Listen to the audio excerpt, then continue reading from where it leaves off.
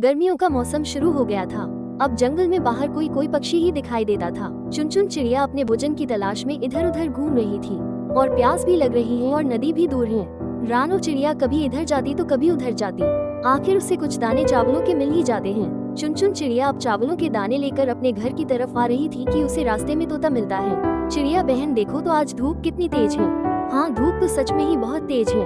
तोता चुनचुन चिड़िया को अपने घर ले जाता है और फिर उसे जूस पिलाता है। तोते भैया बहुत बहुत शुक्रिया आपका, जूस पीकर दिल को सुकून मिल गया। अब मैं चलती हूँ। गौरी कौवे और कालू कौवा अपने घर में पंखा लगाए सुकून से बैठे थे।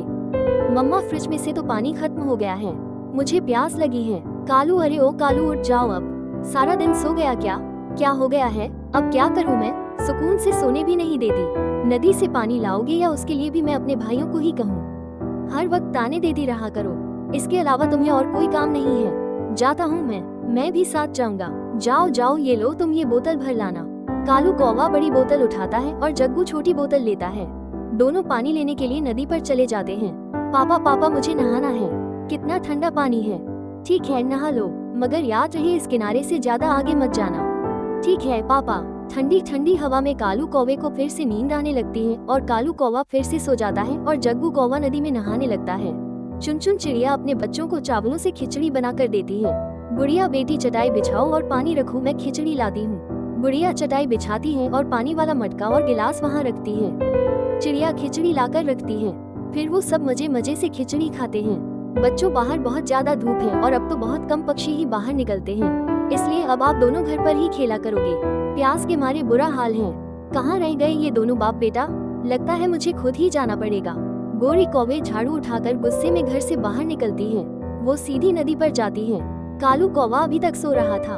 गौरी कौवे जाकर 2-3 झाड़ू कौवे की लगाती है। निकलो जल्दी नदी से बाहर, वरना मैं आ गई तो ज्यादा मार पड़ेगी। जग्गू मार खाने से पहले ही रोने लगता है। मेरा क्या दोष है, मैं तो पापा से पूछकर ही नहा रहा था। गौरी कवि को जग्गू पर दया आ जाती है और वो उसे कुछ नहीं कहती। चलो अब अपनी अपनी बोतलें उठाओ और आगे आगे उड़ो मेरे। कालू और जग्गू अपनी अपनी बोतल उठाकर घर की तरफ निकल जाते हैं। गौरी भी झाड़ू लेकर उनके पीछे पीछे उड़ती है। यूं ही दिन गुजरते गए और गर्मी की शिद्दत भी भर दी गई। एक बूढ़ी फाख्ता दूसरे जंगल से उड़ती हुई आ रही थी। वो गौरी कवि के घर के दरवाजे पर दस्तक देती है। ना जाने इन पक्षियों को इतनी दोपहर को भी अपने घरों में आराम नहीं है। आ जाते हैं तंग करने। गौरी कवि दरवाजा खोलती है। जी बताइए, क्या काम है? बेटी, मुझे थोड़ा पानी पिला दो, मैं दूसरे जंगल से आई हूँ, बहुत प्यासी हूँ। चल निकल जा यहाँ से। बेटी, मैं कोई भिखार नहीं हूँ, बस थोड़ा पानी चाहिए, जाओ यहाँ से। गौरी कवि गुस्से में दरवाजा बंद कर लेती है और बूढ़ी फाख्ता बेचारी वहाँ से चली जाती है। थोड़ी दूर ही चिड़िया का घर था। बूढ़ी फाख्ता चिड़िया के घर पर दस्तक देती है। माँ जी, क्या काम है आपको? चिड़िया, बेटी मुझे थोड़ा पानी पिला दो, मैं बहुत प्यासी हूँ। रानो चिड़िया बूढ़ी फाख्ता को अपने घर ले जाती है और उसे पानी पिलाती है। बहुत बहुत शुक्रिया तुम्हारा बेटी, तुम्हारा घर छोटा है मगर तुम्हारा दिल बहुत बड़ा है। उस कवि का घर तो बहुत बड़ा था मगर उसका दिल क्या हुआ माँ जी? फिर बूढ़ी फाख्ता चिड़िया को सारी बात बताती है। ये तो गौरी ने बहुत बुरा किया। अच्छा माँ जी, आपको जाना कहाँ है? मेरा कोई नहीं है अपना, बस रहने के लिए कोई ठिकाना ढूंढ रही हूँ। फाख्ता माँ जी, आप मेरे पास मेरे घर में रह ले। बूढ़ी फाख्ता खुश हो जाती है क्योंकि उसे रहने के लिए अच्छे पक्षियों का साथ जो मिल गया था। चिड़िया बेटी, आज से ये सब तुम्हारा। बूढ़ी फाख्ता चिड़िया को पैसों से भरी एक पोटली देती है। कुछ ही दिनों में चुनचुन चिड़िया के घर की हालत बदल जाती है। जहाँ एक पंखा ना था वहाँ फ्रिज सब आ गया था।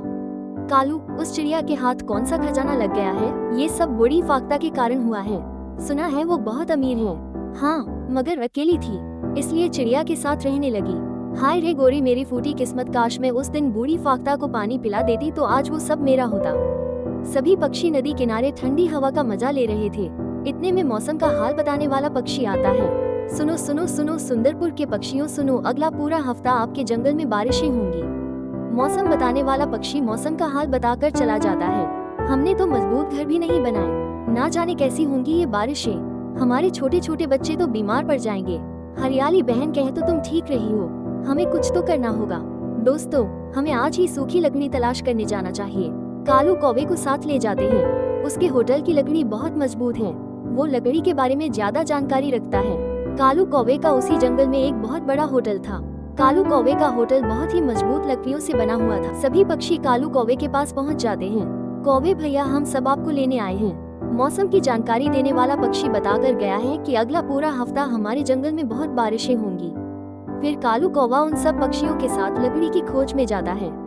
अभी वो आधे रास्ते में ही पहुंचे थे कि तेज हवा चलना शुरू हो जाती है। इस तेज हवा में तो मैं अपने परों पर काबू ही नहीं पा रहा।